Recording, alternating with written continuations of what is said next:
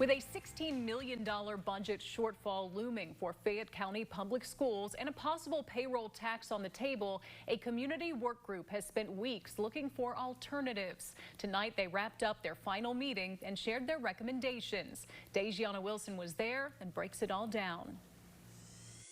Hopefully by the end of this evening, we can have some recommendations that we'll ultimately take to the board to consider. After weeks of research and discussion, the Budget Solutions Work Group, made up of dozens of community members, unveiled 10 recommendations to help fill the gap. My number one choice was taking the full $16 million out of the contingency fund. Neha Cherian, a rising junior at Paul Laurence Dunbar High, was one of the youngest in the room. She and others pushed to use money from the contingency fund, a budget safety net set aside for emergencies. By state law, must hold 2% of the general fund.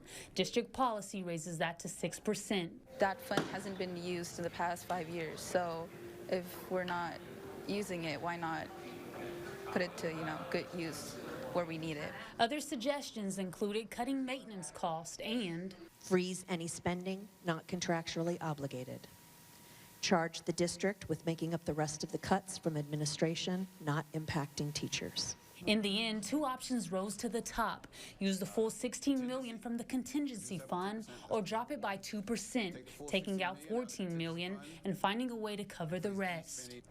Like the contingency thing, like you got people from all different walks of life, and we all came up with the same answer. And so I would just urge them to look at that and say, let's not go to the tax increase first. The work group hopes their recommendations will help district leaders and a long-term budget committee find a sustainable fix. In Lexington, Dejiana Wilson, Fox 56 News.